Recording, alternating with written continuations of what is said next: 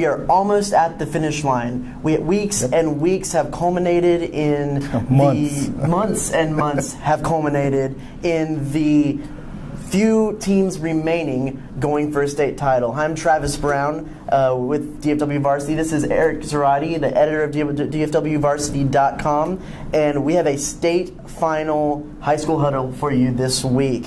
Let's quickly get right into the 4A and 5A games. First, we have Denton-Guyer versus Northside Brennan. That's at 8 p.m. Friday at AT&T Stadium, where all the games will be held this weekend. Eric, what do you see in this matchup? First off, it's a intriguing matchup, a great matchup. These teams both obviously deserve to be there. Guyer's the defending 4A Division I state champion. They've earned that right again to play for another title. Brennan is a new school. They only opened in 2010. The Bears are part of the Northside School District in San Antonio, but they've gone undefeated and rolled through their playoff opponents. They've only given up 21 points, 1 touchdown in each of their last 3 playoff games, and had 2 shutouts before that. It's 2 teams that are definitely prepared for a great matchup.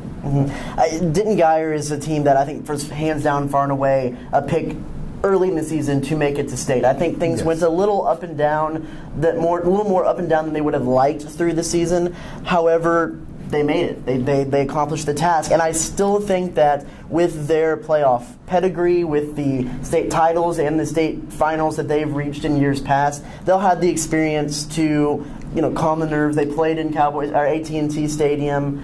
I think it's. I'll give the edge to Guyer in this one because of just experience, and they've been there before. Yeah, and they have Gerard Hurd. They're of course, everybody knows, dual threat quarterback, 2,000 yards passing, 2,000 yards rushing.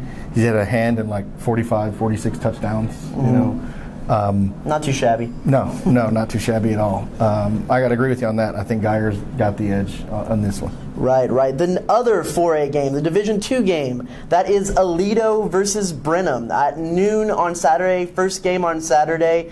A lot of people are saying this Aledo team might be one of the best teams, high school teams, to be around. Brennan, do they have what it takes? I don't know. Aledo does have so much going for them. They're bypassing state and national records almost on a weekly basis now. They're averaging almost 66 points a game. Through 15 games, that's just amazing. Their offense is like a handful of yards shy of 8,000 yards of total offense. Just crazy numbers. They have 1 running back, Jess Anders, has 1,400 yards rushing. They've got 4 others with more than 600 yards rushing. They do throw the ball certainly effectively. Luke, who's the quarterback? Bishop. Luke Bishop has got more than 2,000 yards passing. They're a solid offense all the way around, and their defense. They've been tested some in the playoffs, and this gave them a big test. I think they'll be ready for a full 48-minute game and be totally prepared for this one. Brennan they're more of a rushing team, rush-first team. They've got a dual-threat quarterback named Deshaun Key. He's a junior. He's got talent, there's no doubt, but I just don't know if they're quite ready for this stage. And I think Aledo will take that 4th state title in 5 years. It was a good thing last week that they faced a tough Ennis team. They went to halftime scoreless, and they only scored in the upper 20 points in that game because I think that gives them that little bit of battle testing that they need and have needed throughout the season to head to a game like this, regardless of if Brennan's going to give them the same kind of game that Ennis has with, it's state. Everyone plays up for state. It'll prepare them for that big stage. They even got a little bit banged up too, from what I've heard, and they had some time to recover, and so nothing should come to as that much of a shock to them this game because of that game at Ennis last week. Of course, I'm going to go with Aledo in this one. I think a lot of people wondered, I'm sure even Aledo players and Coach Tim Buchanan wondered, are they prepared for a true difficult test, a challenge? And they proved it last week against Ennis, being tied 0-0 at the half. And I think they'll certainly be prepared for their opponent this week in Brennan. Also, a quick local note: TCU commit on that Brennan team, an offensive lineman, Austin Schlottman. So, might want to go out. TCU fans might want to go out and check that out. In 5A Division I, the primetime matchup: Allen, undefeated, versus Pearland, 14-1. That's at 4 p.m. on Saturday. What do you see in this one, Eric? Allen's going for a second straight state title. They certainly have got the tools. They've just rolled through their opponents. You know, you build a $60 million stadium, and I guess it's certainly a way to get your kids ready and up for big games. And I think they'll be ready for this one, definitely. Right. I covered the Allen DeSoto game, and it was interesting to me that the players and the coaches, Coach Westerberg, allowed themselves a little bit to look ahead and talk about what it would mean to be 16-0 and win a state title. And Allen has won state titles in the past, of course, but it's new, it's something different, and that's what Coach Westerberg said. He's been pushing his team, is that you can be something different. It's not just another state title. This is a 16-0 undefeated state title, and I think they are very, very hungry and very much want to take this down.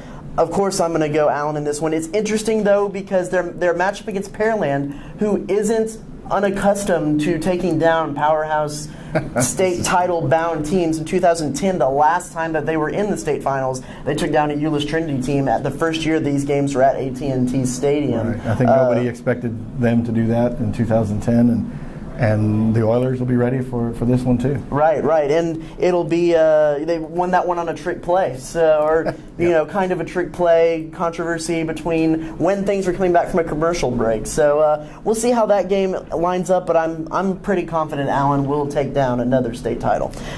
In Division 2, 5A, for the final game of Saturday, we have Cedar Hill versus Katy at 8 p.m. Saturday. It's a rematch of last year's Division 2 game where Katy won 35-24. Do you think Katy repeats this year, Eric? I'm going to say no. I'm going to say Cedar Hill. They got here last year. They won a title about 5 years ago. They have a strong history of playoff success. Granted, maybe not Katy's, but I think these kids playing here in front of what's going to be a home crowd. I mean, I'm sure Katy will travel well, but Cedar Hill will bring their fans. The Longhorns have a great following. I think they're just going to not be denied this time. I think they'll take Katy. I expect it to be a great game and an exciting game. Someone will have to look this up for me. But I saw a funny tweet out there this week that said, I believe Katy has won more games at Reliance Stadium than the Texans this year, and whether that's true or not, it's probably indicative of the talent of the two teams that they're comparing to. Right. But I have to go Katy on this. It's they're great dynasty. They're undefeated, going through a tough district down there. Coming up, they have experience at Cowboy Stadium. It's not a matter of a North Texas team that's played their playoff games there. They've seen Cowboys at AT&T Stadium. They've played there. They've done that. Local angle, I'm going to take the fighting Katy Andy Daltons for another state title. So that'll wrap it up for this week's state title edition of the High School Huddle. So go out there to AT&T Stadium and check out some amazing high school football action. There's nothing like the crowd that surrounds Texas State Football Championship, and to see the atmosphere around that. Then check dswvarsity.com for the best recap stats of those games. Of all the games, we'll have coverage of all the games this week. Exactly, and we'll see you next week for a recap of this year's high school football season.